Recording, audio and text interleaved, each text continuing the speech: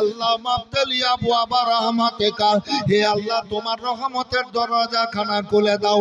আমার রাব্বুল আলামিন বলেন, ও জিবরিল চলো, আমার বান্দারা এসেছে, যাও যাও আমার বান্দাদের মাথার উপরের গুনাহগুলা, শরীরের গুনাহগুলা চিনে নাও, চিনিয়ে নেওয়ার পর এবার পুড়িয়ে দাও, আমার বান্দাদেরকে নিষ্পাপী করে দাও, তাদের শরীরে যেন একটাও গুনাহ না থাকে। ও একদিকে কাবা যায় তওয়াফ করে, আরাফাতে যাই, আরাফাতে হাজির হয়, নিষ্পাপী হয়ে যাই। ঈমানদার ভাইয়েরা, নবীর গোলামেরা, আল্লাহ পিয়ারা হয়ে যখন মসজিদে গিয়ে বলে, আল্লাহ মাফতালিয়া বাবা রহমাতিকা, হে আল্লাহ তোমার রহমতের দরজা খানা খুলে দাও, আমার রাব্বুল আলামিন এবার ফেরেশতা থেকে বলেন, যাও যাও ও গুনাহগুলাকে মাথা থেকে নামিয়ে পুড়িয়ে দাও, নিষ্পাপী করে আমার ঘরের ভিতরে ভরে দাও। মুক্তাদিরা যাই, এবার যাওয়ার পর এবার নিয়াত করে আল্লাহু আকবার বলে ডাক দেয়। এ বেরাদার খুজু খুজুর সাথে আল্লাহু আকবার বলে ডাক দেয়। আমার আল্লাহ রাব্বুল আলামিন বলেন, ও বান্দা বান্দা বান্দারা, তোমরা আমাকে দেখো, আমি তোমাদের দেখব। এবার ছেলেদের হয়ে গেল, মেয়েরা কিন্তু মসজিদে যেতে পায় না। সুফিয়া বলে একজন মেয়ে আল্লাহর রাসূলকে বললেন, ইয়া রাসূলুল্লাহ, ছেলেরা মসজিদে গেল, আল্লাহ মাফতালিয়া বাবা রহমাতিকা বলল, এবার গুনাহগুলা কেড়ে নিয়ে পুড়ালো, নিষ্পাপী হয়ে গেল। আমরা মেয়ে জাত, আমরা তো মসজিদে যেতে পাই না, আমাদের জন্য কি হবে গো আল্লাহর রাসূল? আল্লাহর রাসূল বলেন, শোনো শোনো মেয়েরা, তোমাদের ঘাবড়াবার কোনো ব্যাপার নেই। তোমাদের ছেলে, তোমাদের বাপ, তোমাদের স্বামী, তোমাদের আর কেউ এ আল্লাহর ঘর মসজিদে যাই, তোমরা যেতে পারো না, তোমরা বাড়িতে স্বামীর সেবা করবা, তো ওই নেকি পাবা। তোমরা জুমাতে যেতে পাও না, স্বামীর সেবা করবা, নেকি পাবা। জানাজার নামাজে যেতে পাও না, তোমরা ও নেকিগুলা পাবা। ইমামতি করতে পারো না, ওই নেকিগুলা স্বামীর সেবাতে পাবা। তোমরা আজান দিতে পারো না, ওই স্বামীর সেবাতে সমস্ত নেকিগুলা পাবা। এই নেকিগুলা সব ঈদ বকরিদের জামাতে যেতে পাও না, জুমাতে যেতে পাও না, ওই নেকিগুলা স্বামীর সেবাতে আছে। স্বামীর সেবা করবা, সব নেকিগুলা রাব্বুল আলামিন তোমাদেরকে দিয়ে দেবে, ঘাবড়াবার কোনো ব্যাপার নাই। আসুন ভাইজান আমার, আপনারা আল্লাহর উদ্দেশ্যে দান খায়রাত করবেন, যে যেমন ভাবে পারবেন তেমন ভাবে। এই বক্তব্যের মধ্যে যারা দান দিবা তাদের নাম বলবো না, যারা বাইরে আছেন বাবু চলে আসেন। আমার পরে দুইজন ভালো ভালো মুফতি আছেন, খুব সুন্দর সুন্দর মুফতি আছেন। আপনারা বাইরে না থেকে নেকির উদ্দেশ্যে দুয়ার জন্য পবিত্র মাজলিসে এসে বসেন। কত দেখলাম, কত এলো কত গেল। আমার আজ বিপদ নাই, কাল হতে পারে। আজ নেই বিপদ, কাল হতে পারে।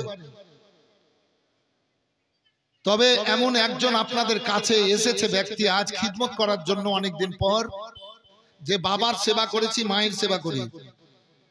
96-97 বছর হবে বয়স। ঠুকঠুক করে এখান থেকে ওখানে, ওখান থেকে ওখানে আংনাতেই ঘোরাফেরা। গোসল করে বসে তো আমি চুল লেড়ে দিই, চুল আঁচড়ে দিই, হাতে হাত পা গুলা নেড়ে দিই। বাড়িতে অনেক লোক, তবু আমার কর্তব্য আমি করি। বাড়িতে থাকলে আমি মাকে সঙ্গে নিয়ে খাই। মাছ খেতে ভালোবাসে। আমি বলেছি বাড়িতে যদি না থাকি, গ্রামে আসলে লিবি, না হয় বাজার থেকে মাছ নিয়ে আসবি, দিয়ে মাকে খেতে দেবে। বেরাদার ঘরে একদিন পেশাব করে দিল, ঘর থেকে বেরোতে বারান্দায় গ্রিল লাগা। আমি স্ত্রী রেখে তুললাম না, খুটখুট করে চেয়ারে আওয়াজ হচ্ছিল। আমি উঠে দেখলাম এই অবস্থা। মাকে ধুইয়ে আমি ঘরে বিছানায় শুইয়ে দিলাম। নিজে পানি এনে ওইগুলাকে ধুয়ে ফেলে আবার কাপ শুকনো কাপড়ে নিয়ে মুছে আবার থাকলাম। আমার ঘর, আমার বিবিদেরকে উঠালাম না। কথা বুঝতে পেরেছেন বাবু? আমি বাড়ি থেকে পরশুদিন এলাম চান্দুয়া দামাইপুর, ওই চাঁচল জালসায়। মায়ের চুলগুলাতে হাত দিয়ে কপাল নেড়ে, হাতগুলা নেড়ে, পায়ে চুম্বন দিয়ে। কাল গেলাম, গিয়ে গিয়ে এই দরজায় করতে হবে, শুধু বলে বেড়ালে হবে না। গিয়ে গিয়ে আমি মাথায় অনেক হাত বুলালাম। মা আমার মুচকি হেসে গেলেন। মায়ের মুখের হাসিতে আল্লাহর আরশ খুশি হয়ে যায়, আরশে কুদসি খুশি হয়। আমরা কি করছি গো বেরাদার? তারপরে তো দিনে থাকলাম, মায়ের সেবা খিদমত করলাম, বাড়িতে সবাই করছে, আমিও করলাম। আসার সময় কপালে চেহারায় হাত বুলিয়ে মায়ের পায়ে চুম্বন দিয়ে বেরিয়ে এলাম। 5 দিন থাকবো, তারপর ওদিকে আবার যাব, আবার বাড়ি গিয়ে আবার প্রোগ্রামে যাব। মায়ের কপালে চুলে হাত নেড়ে পায়ে চুম্বন দিয়ে যাব। এক কথায় বাড়ি থেকে আমি যখনই বেরিয়ে যাই, আমি তখনই মায়ের কপালে চুলে হাত বুলিয়ে, চেহারায় হাত বুলিয়ে পায়ে চুম্বন দিয়ে যাই।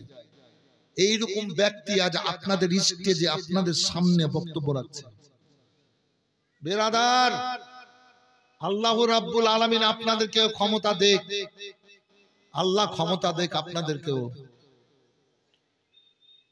ও গো, আল্লাহ রাব্বুল আলামিনের ঘর মসজিদের জন্য আগ্রহ প্রকাশ করবেন। আসন ভাইজান আমার, আল্লাহর হাবিব একদিন মেম্বারে গেলেন। এবার মেম্বারের কাছে যাওয়ার পর এবার মেম্বারে উঠতেছেন। প্রথম পা রাখলেন, বললেন আমিন। দ্বিতীয় কদমে বললেন আমিন। তৃতীয় কদমে বললেন আমিন। এবার বক্তব্য হলো, কাজ সম্পন্ন হয়ে গেল। আল্লাহর হাবিবকে গো সাহাবীরা বলেন, আল্লাহর রাসূল গো,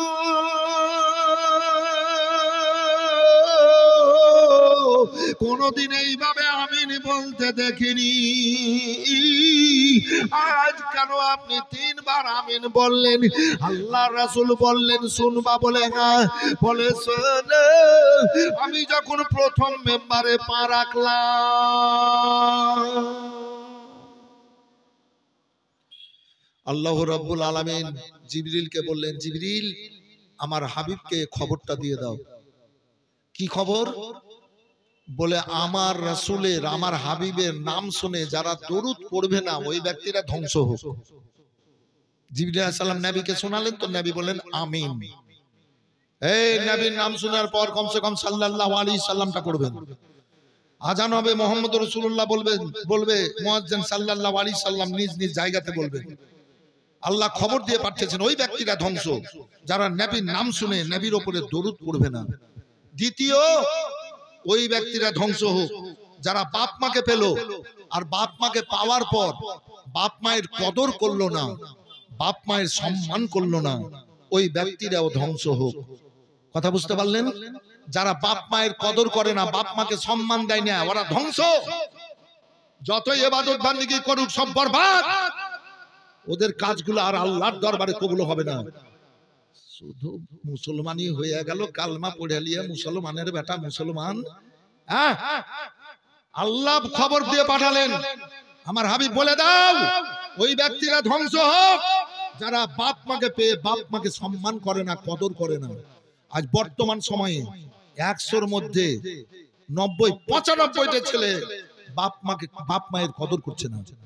স্ত্রীর কথাতে চলাফেরা করছে, শ্বশুর শাশুড়ির সাথে ভালো সম্পর্ক, বাপ মায়ের কাছ থেকে জুদা হয়ে যায়। এবার নিজেরা খুব আনন্দে জীবন কাটছে, আর বাপ ভিক্ষা চেয়ে বেড়েছে। অনেক অনেক বাপ ভিক্ষা চেয়ে বেড়াচ্ছে। আচ্ছা, কথাগুলা ঠিক বললাম না বেঠিক ভাই? ও গো, একজন মা গো ওই বাচ্চাটাকে 9 মাস 10 দিন ওই ছোট্ট পেটের মধ্যে যত্ন করে রাখলো। কত যত্ন করে রাখার পর এবার ওই বাচ্চাটাকে দুনিয়ায় জন্ম দেয়, রাখে। ছোট্ট একটা পেটে বাচ্চাটাকে কত সুন্দর করে রেখে এবার জন্ম দিল মা। এ বেরাদার, আর এই ছেলেরা 8টা 10টা 15টা 20টা এবার রুম করলো, ঘর করলো। আর ওই ঘরগুলাতে ওই বাপ মায়ের আর জায়গা হয় না, বাড়ির পেছন দিকে একটা চালা তুলে দেয়, ওইখানে গিয়ে থাকো গা। যদি মা বাপ ঘরে পেশাব পায়খানা করে তো বলে দুর্গন্ধ সহ্য করা যায় না, একে বাড়ি থেকে বের করে দাও। এ সমাজে চলছে বেরাদার। আজকালকার বর্তমানে বউ মায়েরা বলছে একে আলাদা একটা ছুপড়িতে তুলে রেখে দাও। আল্লাহু আকবার। ওটা পায়খানার দুর্গন্ধ নয়। যারা শাশুড়ি শ্বশুরের সেবা করবে, খিদমত করবে, যে ছেলেরা বাপ মায়ের কদর করবে, এরা জান্নাত পাবে, মানে জান্নাতি খুশবু তারা পাবে যদি হক আদা করে দেয়। আল্লাহু আকবার, আল্লাহু আকবার। তাই বলি মায়েরা খুব সাবধানতা অবলম্বন করেন। দুই ব্যক্তি হলো যারা বাপ মায়ের কদর করে না, ওই ব্যক্তিরা ধ্বংস হোক। তৃতীয় নাম্বার ব্যক্তি যারা রমজান মাসকে পাওয়ার পর রমজান মাসের কদর করলো না, রমজান মাসকে সম্মান করলো না, ওই ব্যক্তিরা ধ্বংস হোক। চলুন বেরাদার, বক্তব্যকে আগে দিকে ঠেলে দিই। আমার রাব্বুল আলামিন বলেছেন আল্লাহর তরফ হতে তোমাদের কাছে আসলো এ বুরহান দলিল মুহাম্মাদুর রাসূলুল্লাহ সাল্লাল্লাহু আলাইহি সাল্লাম, তার সঙ্গে একটা আলোকিত কিতাব। সেই কিতাব হচ্ছে কোরআনে মাজিদ। আমি অনেক গজল বলি, গজল বলে মানুষকে মস্ত করে দিই। আজকালকার গজল বলছে সব তো বাংলাদেশের গানের সুরে গজল, আর আমার গানের সুরে গজল নাই। শুধু গজল বলে মানুষের হেদায়েত হবে না। কথা বুঝতে পেরেছেন বাবু? জীবনে খুব ওয়াজ করলাম, এগুলো হেদায়েতের ওয়াজ চলছে, মানুষ সঠিক জায়গাতে পৌঁছায়। একটা গাছের জড় যদি কেটে দেয়, এই গাছের শিকড় যদি কেটে দেয়, আর পানিতে আপনার আতর আর গোলাপ পানি মিলিয়ে যদি গাছের গোড়াতে ঢালা যায়, গাছ বাঁচবে? গাছ বাঁচবে? যতই ঢালেন গাছ বাঁচবে না। আর গাছের জড়ে যদি পানি না দেন, ওর নিচে থেকে যে রসটা পাই, আল্লাহ সিস্টেম তৈরি করে রেখেছেন। গাছের পাতা ডাল কেটেই যাচ্ছেন, পানি কিন্তু দিচ্ছেন না। গাছ কিন্তু সুযোগ পেলে আবার পাতা ছাড়বে। ইমানের হেফাজত করেন। ইমান যদি ঠিক থাকে তাহলে নেকি অনেক অনেক সময় হয়ে যাবে। এ বেরাদার, আমরা আল্লাহর দুনিয়াতে কত গুনাহ করছি, আল্লাহর দুনিয়াতে কত অন্যায় করছি, আল্লাহর দুনিয়াতে কত অপরাধ করছি, কিন্তু একদিন এ দুনিয়া ছেড়ে আমাদেরকে কবরে চলে যেতে হবে।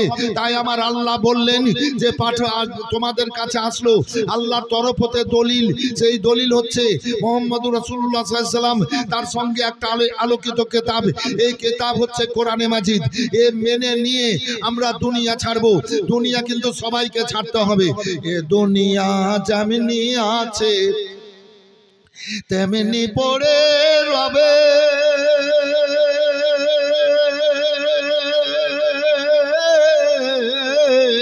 সুন্দর পৃথিবী একদিন ছেড়ে যেতে হবে রে মন, চলে যেতে হবে।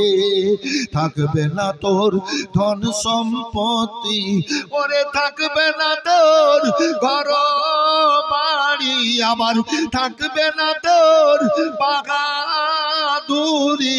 যেদিন ইজরাইল আসিবে রে মন, চলে যেতে হবে। সোনার তোর খাঁচার ভিতর হাইরে, সোনার তোর খাঁচার ভিতর একটি পাখি আছে,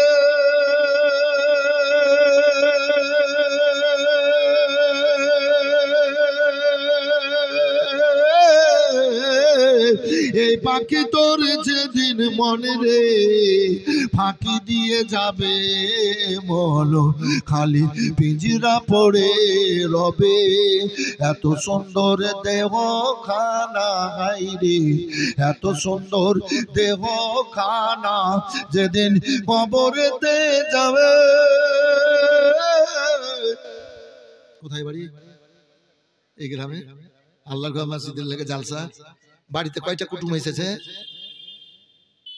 কয়টা কুটুম এসছে? বেটি দুটো এসছে। কয় কেজি গোশ নিয়েছেন? না না না না, একটু জিজ্ঞেস করছি। বলা বলি লয়, বলো তো কিছু করো। কইরা বলতে হবে, না করলে বলা যাবে না। আল্লাহ বলেছেন যা করবা তা বলবা। তো মনের আগ্রহটা আল্লাহর দিকে বেশি বেশি করে ঝুঁকাবেন। আমি এটাই বলতে চাইছি যে দুনিয়াকে খুশি করার লেগে 1000 টাকার গোশ নিলেন, জামাই এলো, 2000 টাকা খরচ করছেন, আর 100টা টাকা শুনেন দোয়া করব, আর দোয়া চলতে চলতে যদি রিচার্জ শেষ হয়ে যায় তাহলে আমার কিন্তু দোষ নাই ভাই। জি, যেমন মোবাইলের রিচার্জ শেষ, কথা হবে না তো বুঝলে। যারা বাইরে আছেন বাবু চলে আসেন, মজলিসকে সুন্দর করে চালান। কি নাম বাবু, কোথায় বাড়ি? এখানে তোমাদের মতো যুবক ছেলে জালসা হবে জানো, আজ 1000 2000 টাকা করে টাকা দিতে পারবে না? কিসের জীবন রে, কিসের জীবন? যে আল্লাহর ঘর মসজিদের লেগে বন্ধু বান্ধবকে পেছনে কত খরচ করছো, মোবাইলে রিচার্জ করছো 350 400 500 টাকা দিয়ে, মোটর সাইকেলে ধোঁয়া উড়াচ্ছো, দোকানের যে আড্ডা মেরে পয়সা উড়াচ্ছো, আর এত বড় জালসা, আর এত বড় জালসাতে তোমাদের মতো যুবক ছেলেরা যদি 500 1000 2000 5000 করে একটা মসজিদের জালসাতে দান না করে তো জীবনে করলে কি রে?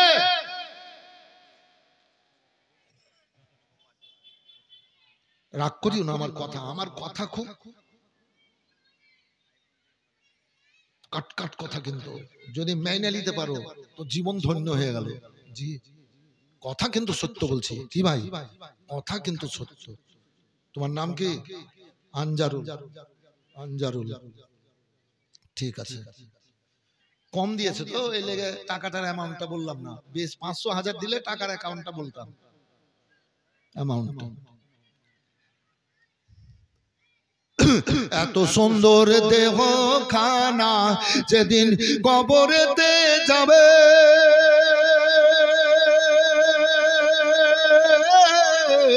এই দেহ তোর কবরেতে মলিন হইয়া রবে রে, মন চলে যেতে হবে। ও আমার ভাইয়েরা বাবারা, দুনিয়া ছেড়ে একদিন যেতে হবে।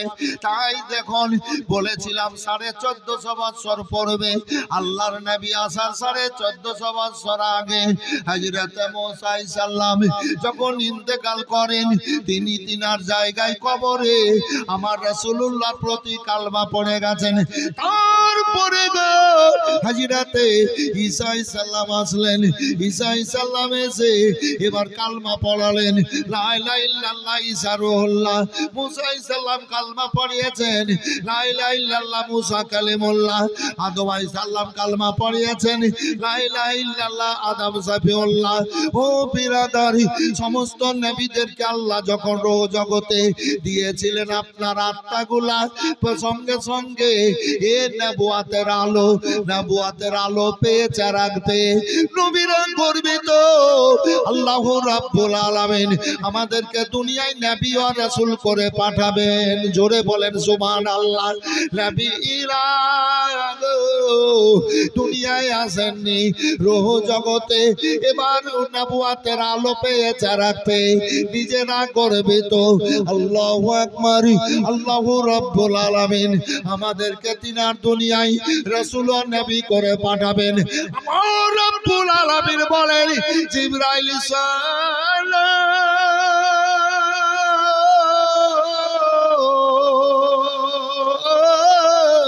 যাও যাও আমার হাবিবের নবুয়াতের চারাগ এবার বের করো। আমার রাসূলুল্লাহর যখন নবুয়াতের আলো বের করলো, সমস্ত নবীদের ওই নবুয়াতের চারাগের আলোকে আমার রাসূলুল্লাহর আলোতে ঢেকে নিল। আশ্চর্যিত হলেন সমস্ত নবীরা। আল্লাহ রাব্বুল আলামিনের কাছে এবার বলেন, আল্লাহ এটা আবার কি? আমার রাব্বুল আলামিন বললেন, এটাই হচ্ছে আমার হাবিব, আমার দোস্ত। আমার হাবিবকে তৈরি না করলে তোমাদেরকে তৈরি করতাম না, তোমরা নবুয়াতের আলো পেতা না। আমি শেষ নবী করে দুনিয়ার বুকে পাঠাবো। এই বিরাদারি, আমরা দেখি রাত্রে বেলায় এই চাঁদ কত সুন্দর আলো দেয়, তারাগুলা কত সুন্দর আলো দেয়। নিজেরা গর্বিত, আল্লাহর দুনিয়ায় আলো দান করছি। যখন সন্ধ্যা হয়ে যায় এবার যখন সূর্য ডুবে যায় তখন যখন সকাল বেলায় এবার যখন সূর্য উঠে যায় আল্লাহু আকবার আল্লাহু আকবার তখন ওই চাঁদ আর তারার আলোগুলাকে আল্লাহু আকবার সূর্যের আলোতে ঢেকে নেয়। এই রূপ এবার সমস্ত নবী পাক সাল্লামদের এবার আমার রাসূলুল্লাহর নবুয়তের আলোতে ঢেকে নিল। বেরাদারি আশ্চর্যিত হলো আসল আমার রাসূলুল্লাহ দুনিয়াতে আসবেন। আল্লাহ রাব্বুল আলামিন হযরত মুসা আলাইহিস সালামকে যে কিতাবখানা দান করেছিলেন কিতাবটার নাম হলো তাওরাত। আল্লাহর হাবিবের চুল মোবারক থেকে নিয়ে পায়ের তলা মোবারক। এই মা কি নাম রে, কি নাম? নারায়ে তাকবীর, নারায়ে রিসালাত। রুহুল আলী বান্দি আল্লাহ এখানে ছিল আর 540 টাকা তাড়াতাড়ি দিল। ওগো খোদা দয়াময় দয়া করিয়া এ সমস্ত দান লাও কবুল করিয়া, তুমি কবুল না করিলে কে করবে আর? তবু কেন নাম তোমার গফর ও গাফফার মাবুদ।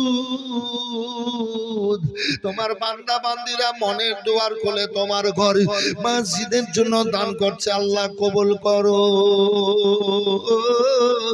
আল্লাহ তুমি দয়ার চাদরের মধ্যে জায়গা দাও। তাই ভাইজান আমার চলন আল্লাহু আকবার আল্লাহু আকবার। হযরত ঈসা আলাইহিস সালামের পর আমার রাসূলুল্লাহকে আল্লাহ দুনিয়ায় পাঠাচ্ছেন 570 বছর পরে। আল্লাহ রাব্বুল আলামিন আমার রাসূলুল্লাহর চুল মোবারক থেকে নিয়ে এবার জীবনে অনেক অলৌকিক ঘটনা ঘটবে। পায়ের তলা মোবারক পর্যন্ত সব অলৌকিক ঘটনা, অনেক অলৌকিক ঘটনার বর্ণনা করেছেন ভাইজান আমার। তাওরাতের আলেমরা তাই বলে বেড়াতো শেষ নবী যিনি আসবেন তিনি তিনার এই নিদর্শনগুলা ঘটবে।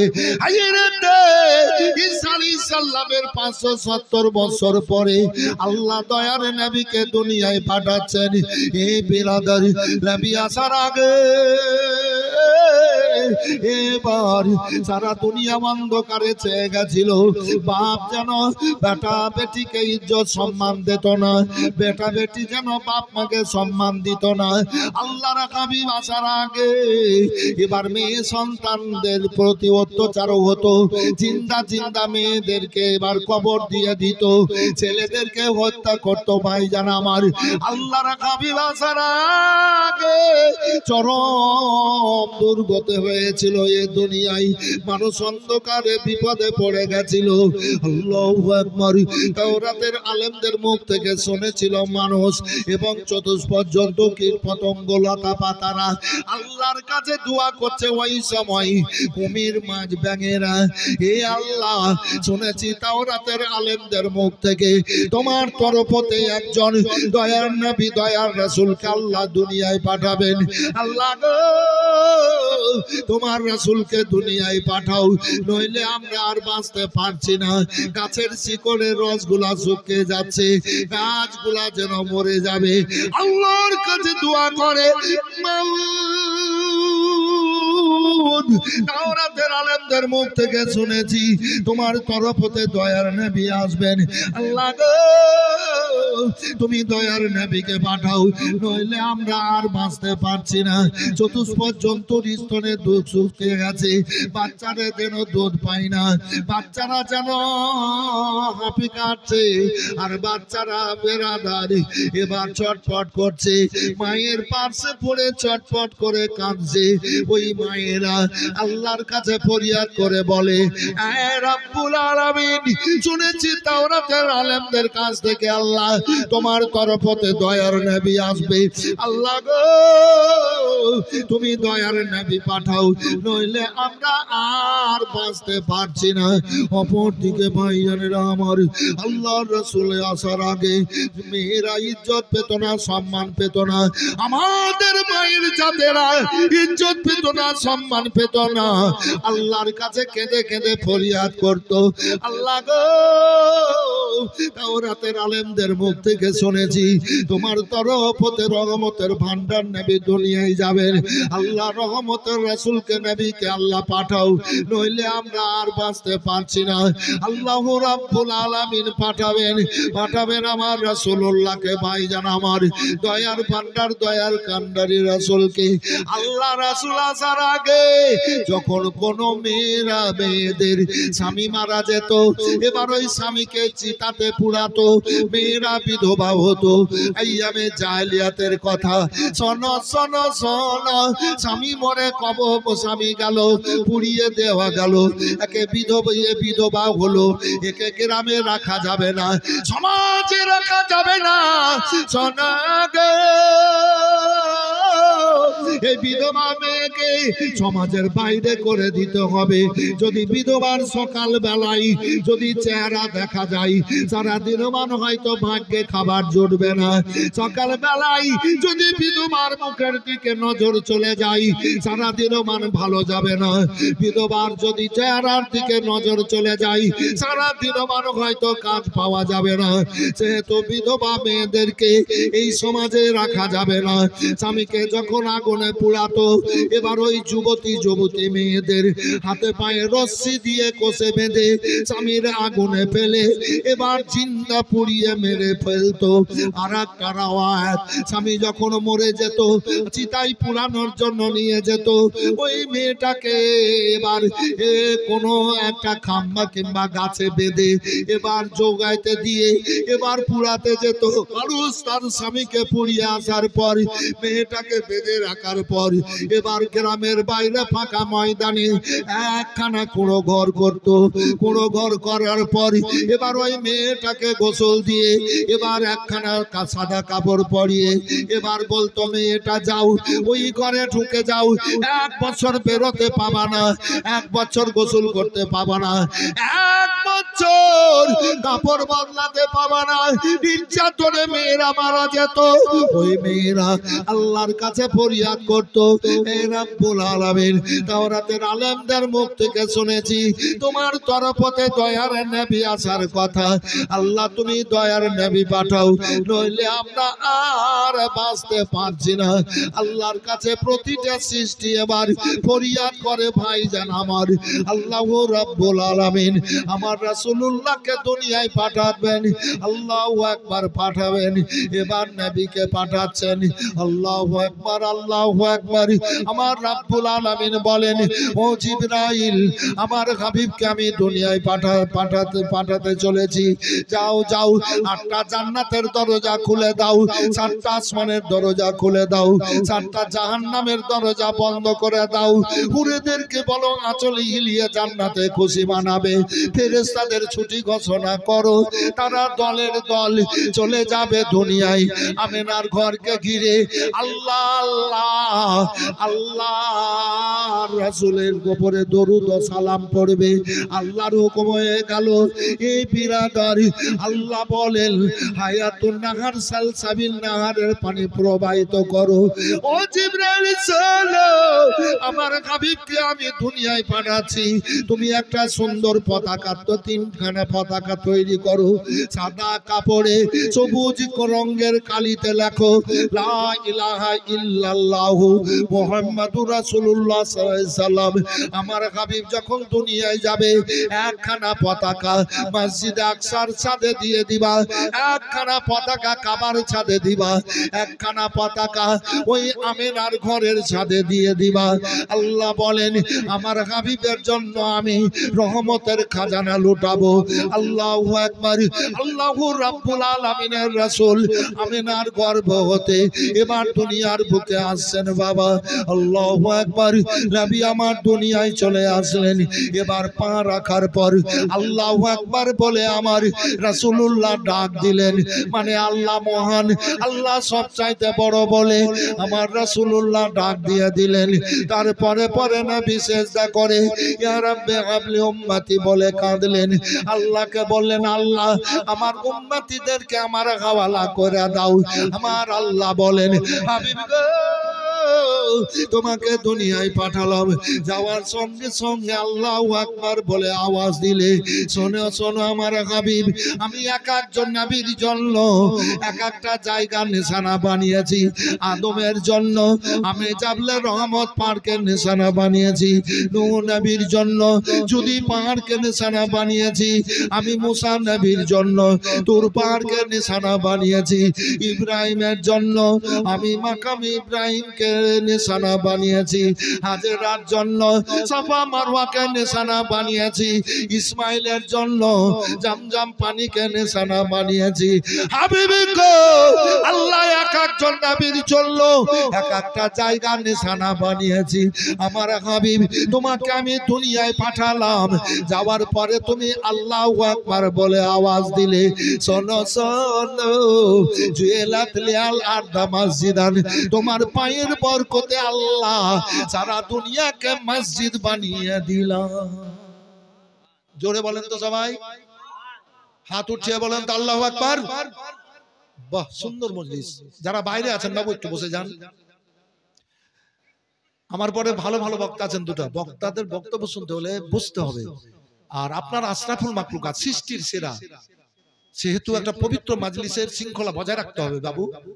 আগ্রহটা প্রকাশ করেছেন, আর একটু ভালোভাবে উদারতার সাথে আগ্রহ প্রকাশ করে বসে যেতে হবে, কেননা মনের খবর আল্লাহ জানেন। খারাপ বলছেন আপনারাকে, আল্লাহ তো বলেছেন ইন্নাল্লাহ আলিমুম বিজাতিস সুদূর, আল্লাহ প্রত্যেকের মনের খবর জানেন, প্রত্যেকের মনের খবর আল্লাহ জানেন। এই তো ছেলেরা চলে আসছে, কত ভালো লাগলো।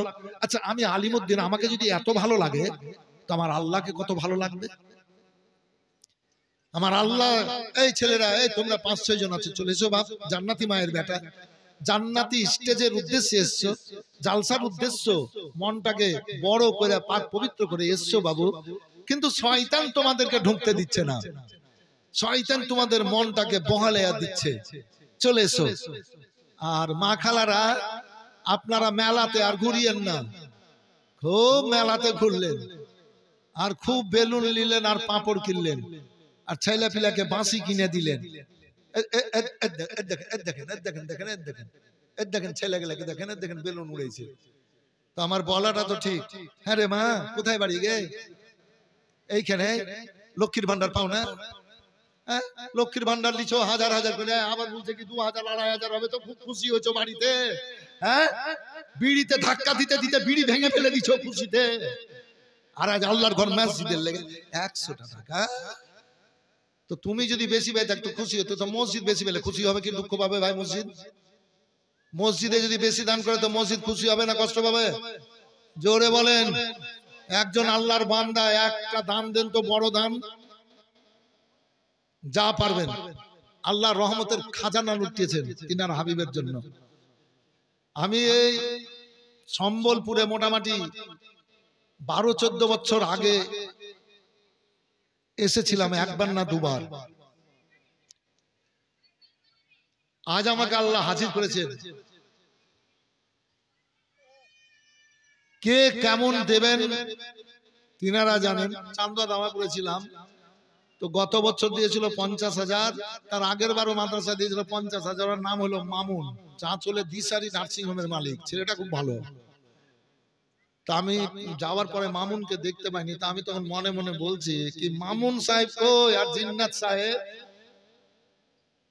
তো দুটোই কিন্তু এসছে হাজির আছে। তো মামুন দিল 50, তো একটা মা আমার দিল 40, জিন্নাত সাহেব দিল 1 লাখ, আর একজন 25,000। আল্লাহ দিয়েছে অর্থ এরকম, আল্লাহ দিয়েছে এরকম। এইভাবে দিতে দিতে দিতে দিতে মানে এখন যদি বলি কি এতটা হয়েছে, তো এটা মিথ্যা বলা হবে। আমি চুগলি করি না, পরনিন্দা করি না, মিথ্যা বলি না, হারাম খাই না।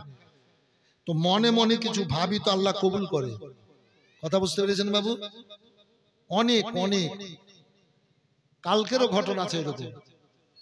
বাড়িতে আমি মনে মনে ভাবছিলাম রাত্রে বেলায়, তো এরকম মনে কিছু ভাবলে আল্লাহ কবুল করে। আমার ভিতরে কি আছে না বলে তো বুঝতে পারবেন না। তা আমার দেশ ওখান নাগুপ্তা বাসাদ আইব হুনার নাগুপ্তা বাসাদ, কার ভিতরে কি আছে কেউ বুঝতে পারবেন। আপনার ভিতরে কি আছে আমি বুঝতে পারবো? আপনাদের ভিতরে কি আছে আমি বলতে পারবো ভাই? বলতে পারবো না। তো বেরাদার, স্টেট বাস মালদা পার হয়ে পেটে কুনকুনি শুরু হলো। এই তো 14 অক্টোবরের আগে কোন মাসটা ছিল? সেপ্টেম্বর। 14 সেপ্টেম্বর কুমারগঞ্জ আসছিলাম জালসাতে, পেটে কুনকুন হইলো, গাজলে নেমে যাব, পায়খানার চাপ। তাই তো কোন রকম ভাবে লস্করপুর যাই, লস্করপুরে নেমে পায়খানা টায়খানা করে তখন আস্তে সুস্তে করে কুমারগঞ্জ যাব। মনে মনে ভাবছি গাজল পার হয়ে, আল্লাহ স্টেট বাস কিন্তু রানাঘাট থেকে আসছে চাঁচল, আল্লাহ ওই জায়গাতে মানে রশিদপুর পার হয়ে ওই যে ফাঁকাতে ডান দিকে বাম দিকে কয়টা দোকান বসেছে, আমি মনে মনে বলছি কি আল্লাহ ওই জায়গাটাতে যদি গাড়িটা পাংচার হয়ে যেত, মনে মনে বলছি কি আল্লাহ গাড়িটা যদি পাংচার হয়ে যেত, না গাড়িটা একটু যদি খারাপ হয়ে যেত, তো আমি চুপ করে নেমে গিয়ে পায়খানা করে আসতাম। মনের কথা মনে থাকলো, আল্লাহ কবুলকারী। আর যেমনই ওই স্ট্যান্ডে বাস এলো, স্টেট বাস, আর স্টেট বাসের একদম স্টার্ট বন্ধ। ড্রাইভার বলছে তাড়াতাড়ি পানি লিয়ে আয়। কন্ট্রাক্টর পানি এনে বুঝলে 15-20 ডোল এবার ইঞ্জিনে পানি ঢালতে লাগলো। আমি নেমে গিয়ে এবার পায়খানা করলাম, পায়খানা করে গাড়িতে এসে যেমনই উঠতে গেছি তখন ড্রাইভার বলছে কি গাড়ি ঠিক হয়ে গেছে, সব উঠে যাও। স্টেট বাস মনে মনে বলছি ওই জায়গাটা যদি পাংচার হয়ে যেত আর যদি খারাপ হয়ে যেত, আর ওই জায়গাতে গিয়ে খারাপ হয়ে গেছে। হয় হয় আপনাদেরও হবে, আপনাদের, আমি বলে না, আপনাদেরকে শিক্ষাটা দিচ্ছি আমি, কথা বুঝতে পারেন? মান কানা লিল্লাহি কানা লাহু লাহু। যখন কোন বান্দা বান্দি আল্লাহর হয়ে যায় তখন আল্লাহ ওই বান্দা বান্দির হয়ে যায়। বলেন সুবহানাল্লাহ। ঠাট্টা তিরস্কার করিয়েন না, আল্লাহ ওয়ালা হন। এরকম আল্লাহ ওয়ালাদের অনেক অনেক ঘটনা আছে। আল্লাহ ওয়ালা পানিতে হেঁটে চলে গেছে, যায়নি? ঘটনা বক্তব্য শুনেননি? পানিতে হেঁটে চলে গেছে, আগুনে ডুবে থেকেছে আল্লাহ ওয়ালা। মুফতি আজমে হিন্দের জন্য নামাজ পড়ছিলেন, মুরিদ গিয়ে বলছে হুজুর ট্রেনের টাইম হয়ে গেছে, ট্রেন হুইসেল দিয়েছে, ট্রেন ছাড়ছে। বলছে ট্রেন ট্রেনের কাজ করবে, আমি আমার কাজ করব। ট্রেনে হুইসেল দিয়েছে, ট্রেন কিন্তু ছুটছে না। নামাজ পড়ে এবার ট্রেনে উঠলেন, এইবার ড্রাইভার হুইসেল দিয়ে ট্রেন ছেড়ে দিল। আল্লাহ ওয়ালা আপনারা হতে পারবেন, আল্লাহ পিয়ারা হন, মনে মনে ভাববেন তো আল্লাহ কবুল করবে। আমি তো একটা গুনেহগার আল্লাহর দুনিয়াতে, আমি তো একটা গুনেহগার, কিন্তু না আমি চুগলি করি না, পরনিন্দা করি না, হারাম খাই না, মিথ্যা বলি না। হ্যাঁ, তো মনে মনে ভাবি তো আল্লাহ কবুল করে। আপনারা কেউ আল্লাহ ওইভাবে কবুল করুক, বলেন আল্লাহুম্মা আমিন। তো একজন ভাই আমার একটা বড় দান কেউ দেবেন, 10,000 হোক, 20,000 হোক, 50,000 হোক। বাড়ি ঘরে কত খরচ? সাজায়া গোজায়া দে মোরে সজনী তোরা, আপন ঘরে যেতে দে মোরে। ফুল পাতা গরম জলে আদর করে গোসল দিয়ে, ফুল পাতা গরম জলে, ফুল পাতা গরম জলে আদর করে গোসল দিয়ে। আচ্ছা, পানিতে আপনারা বইর বলেন না কুল বলেন? দুটোই বুঝতে পারবে। এই কুলের পাতা পানিতে দিয়ে পানিকে গরম করে মুর্দাকে গোসল দেওয়াই কিনা ভাই? হ্যাঁ না বলেন? কিসের লেগে? কুলের পাতা পানিতে দিয়ে গরম করে মুর্দাকে গোসল দেওয়াই কেন? কারণ তো হওয়া উচিত, কারণ তো অবশ্যই আছে। কেন? কারণটা বলে দিই। 9 প্রকারের লাশ কবরে পচে না। রাসূল, নবী, সাহাবা, তাবে তাবিন, গাউস, কুতুব, ওলি, আউলিয়া, মুমিন, মুমিনা মানে আপনারাও, আব্বা আপনারাও যদি আল্লাহর পিয়ারা বান্দা বান্দি হয়ে কবরে যেতে পারেন, মানে মুমিন মুমিনা হয়ে যেতে পারেন, জি, তো আপনাদের লাশও কবরে পৌঁছবে না। তো মানুষের শরীরে পচন ঘা থাকে, পচড়া থাকে, চুলকানি থাকে, পচা ঘা থাকে, অনেকে থাকে কিনা ভাই? কি এবার গোসল দিয়ে কবরে রেখে যাবে তো পচে যাবে, কিন্তু পচে না 9 প্রকারের লাশ। তো এবার কুলের পাতা পানিতে দিয়ে যদি মুর্দাকে গোসল দেওয়ায়, তাহলে যে বীজাণুটা আছে, পয়জনটা, ওই পয়জনটা নষ্ট হয়ে যাবে। কথা বুঝতে পারলেন? ওই বীজাণুটা নষ্ট হয়ে যাবে, ধ্বংস হয়ে যাবে। এই গরম পানি আর আপনার এই কুলের পাতা দিয়ে যদি গোসল দেয় মুর্দাকে, 1 নম্বর। 2 নম্বর, শয়তান জিনের দ্বারাতে অনেক সময় দমটা আটকে থাকে, তো এই কুলের পাতা পানিতে দিয়ে গরম করে যদি মুর্দাকে গোসল দেওয়ায়, তাহলে ওর আত্মাটা, ওই দমটা, আর আত্মা ঠিকই আছে, শয়তান জিনের কারণে বন্ধ হয়েছিল, এবার ওই আত্মাটা চালু হয়ে যাবে। মানে ওই শয়তান দেহপুরি এবার পালিয়ে যাবে, দিয়ে ওই চালু হয়ে যাবে আপনার ওই রুহটা, আত্মাটা।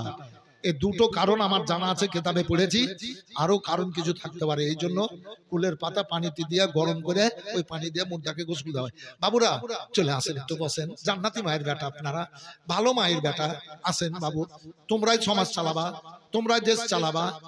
এ ছেলেরা ওই দূরে একটু আছে, ওই লাল জামা বাবু, চলে আসেন ভাই, আপনারাই তো বিচার করছেন সমাজে, আপনারাই তো ফাইসালা দিচ্ছেন। আসেন ভাই, আসেন, আসেন, বসে যান, বসে যান। ভালো ছেলে যদি হয়, ভালো মেয়ে যদি হয়, তো বাপ মায়ের কত গর্ব যে কি আমার ছেলে ভালো, আমার ছেলে সামাজিক, আমার ছেলে মনটা খুব উজ্জ্বল। তাই আসেন বাবু, একটু করে বসে যান। তো একজন ভাই আমার একটা বড় দান, তো লিমিটের সাথে বলি 10,000 টাকা একজন কোন ভাই বলবেন, এই সব কিছু থেকে যাবে।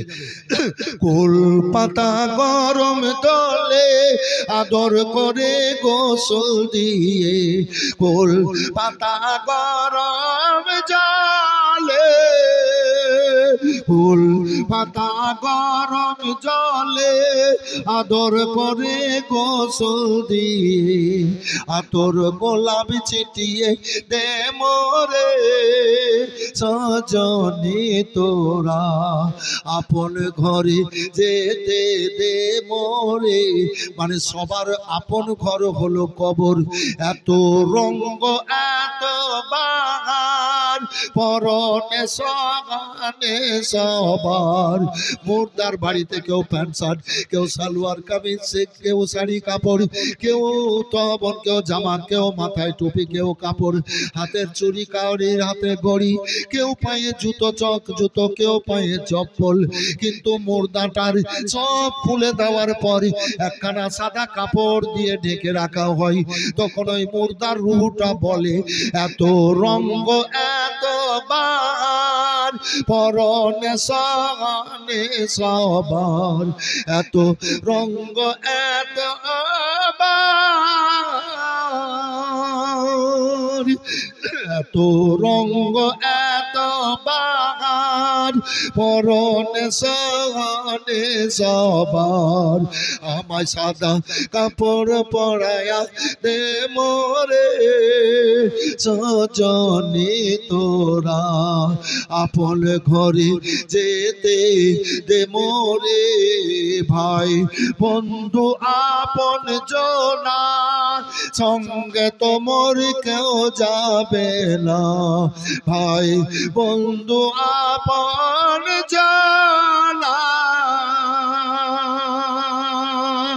ভাই বন্ধু আপন জনা, সঙ্গে তোমর কেউ যাবে না। আমায় বাঁশের খাঁচার পালকি বানিয়ে দে সজনী তোরা, আপন ঘরে যেতে দে মোরে। আপন ঘর কবর, সবাইকে কবরে যেতে হবে, আজ না হলে কাল। ও বেরাদার, কিয়ামত পর্যন্ত ওই কবরে শুয়ে থাকতে হবে। আসুন ভাইজান আমার, তাই বলি আল্লাহর ঘর মসজিদের জন্য একজন আল্লাহওয়ালা, আল্লাহওয়ালার ছেলে, আল্লাহওয়ালির বেটা 10,000 টাকা একজন কোন ভাই। আজ দিল্লি রে,